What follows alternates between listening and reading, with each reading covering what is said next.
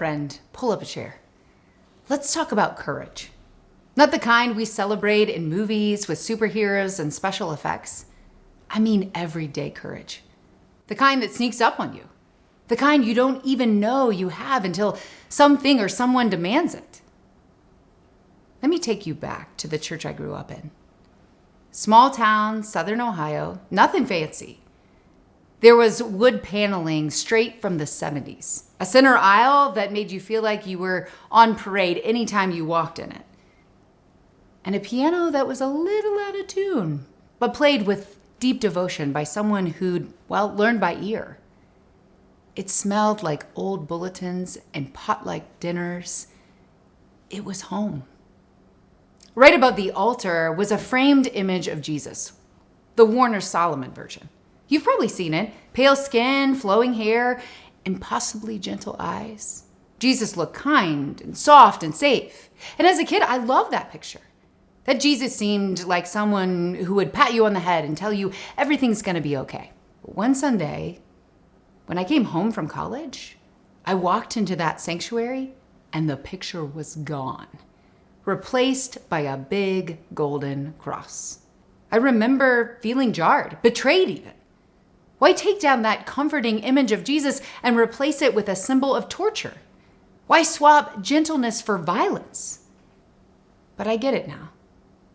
The cross isn't just a decoration. It's not a logo or a metaphor. It's real. It was Rome's execution tool, a device built for shame and suffering. The cross wasn't just about death. It was about public humiliation. It was about stripping away everything, even dignity. And Jesus endured all of it. Not just the physical agony, though that alone was unbearable, but the emotional torment, the betrayal, the abandonment, the loneliness, and still, in that moment of ultimate pain, when his lungs are giving out and the sky is growing dark, Jesus looks down and sees his people. He sees his mother. He sees his friend, the one he loved, and he speaks. "Woman, here is your son. Here is your mother." Even in suffering, Jesus is building community. He's making sure his mom isn't alone. He's making sure his beloved disciple has someone to walk alongside. He's saying, stay together. Take care of each other. Don't go this alone. That moment, that's unlikely courage. Courage doesn't always look like bold declarations or acts of protest. Sometimes courage looks like staying, showing up, standing at the foot of the cross when everything in you wants to run. John tells us that most of the disciples scattered. They bailed. Too scared, too confused, too broken to stay. But not Mary, not the women, not the beloved disciple. They stayed. Have you ever done that? Have you ever stayed when it hurt, when it was messy, when there was no way to fix it, but you knew you needed to be there? I think of all of the hospital rooms, all the hospice visits, all the long nights stayed with someone who's grieving. You don't need a script. You don't need magic words. You just need to show up. That's the kind of courage we don't talk about enough. That's courage. Not the loud kind, not the viral kind, the quiet, steady, faithful kind. We don't always recognize that kind of strength, do we? We're drawn to the big moments, the healing, the miracles, the dramatic turnabouts. But there's power in presence. There's courage in choosing not to leave. It's so hard for me to want this form of courage. I'm a go big or go home kind of personality. I want to make a big difference in this world. And this breed of courage, it challenges me to the core. The women at the cross teach us the discipleship isn't always miracles and multiplication. It's as Mother Teresa reminds us, small things with big love. I've seen it in other women too. Women in churches I've pastored, women who have buried husbands, raised their children on their own, showed up to serve when no one else did. Women who stood at bedsides, needed prayer shawls, marched for justice, packed meals, held hands, and prayed when the words got stuck. They don't call attention to themselves. They don't need fanfare, but they stay. They love. They bring all that they have, themselves, And I can't help but believe that Jesus sees that, honors that, builds something holy out of that. That's the invitation today. To be someone who stays, who takes actions behind the scenes, who doesn't draw attention to themselves, but has the courage to quietly show up. It's hard, I know. There are times we feel like we have nothing left to offer. We're empty, we're afraid, we're tired. But Jesus, in his final breaths, reminds us that presence matters, that we were made to show up for each other. So let's stop waiting until we feel brave. Let's stop believing the lie that we have to have it all together before we can show up. Let's stop assuming that courage only counts if it comes with a cape. Let's start by pulling up a chair. Let's sit beside the suffering. Let's look at one another in the eye and say, I see you. I'm with you. I'm not going anywhere. That's what Jesus did. That's what the cross teaches us, that even when the world says, run, hide, save yourself, love stays.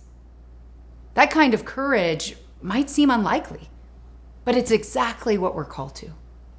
The truth is, when we stay, when we show up, when we love through the ache, we might just find that resurrection isn't far off. These women at the cross, those unlikely disciples whose courage wasn't loud but lasting, these women followed Jesus not because he gave them power or prominence, but because they loved him.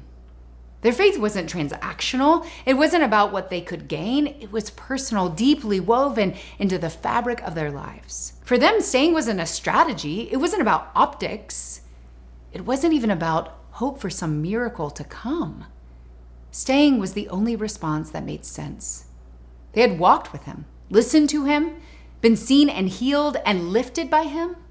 Where else would they go? This was not a faith that calculated outcomes or measured risks.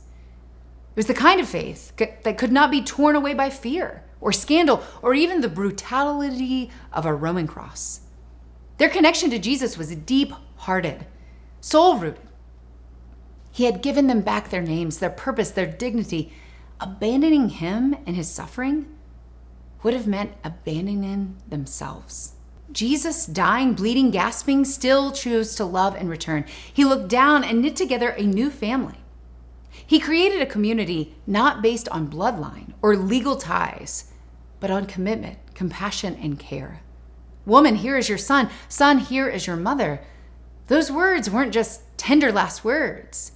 They were marching orders for a new way of living, a new kind of family. And that's our invitation too. To become a new kind of people, a community not driven by biology or boundaries, but by love that shows up, love that stays, love that binds. In our culture where independence is prized and family is often limited to my four and no more, we need to be reminded that we are baptized into something bigger. In my tradition, when we baptize someone, a baby, teen, adult, we don't just celebrate a personal decision. We make a community promise. We say, with God's help, we will proclaim the good news and live according to the example of Christ. We will surround these persons with a community of love and forgiveness, that they may grow in their trust of God and be found faithful in their service to others. We will pray for them, that they may be true disciples who walk in the way that leads to life. Even on the cross, Jesus was modeling this kind of community. And the women at the cross show us what it looks like in real time, following Jesus with a faith rooted not in fear, not in status, but in love. They show us that discipleship isn't about who gets the microphone or who has the title. It's about who stays when staying costs. It costs you something. It's about who loves when you might get hurt.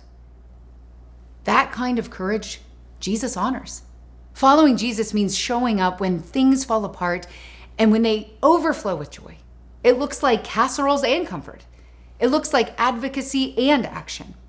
It means making space for the hungry, standing with the outcast, protecting the vulnerable. It means loving like Jesus. Because presence is powerful, staying is sacred, and discipleship is costly. But that kind of love, that kind of courage, that's what resurrection is made of. Let's be a people who don't flinch in the face of suffering. Let's be a people who don't run from the cross. Let's be a people who, like these women, stay. Because that's a different kind of faith. The world needs to see it. That, beloved, is what it means to follow Jesus, all the way to the cross, and through it to new life.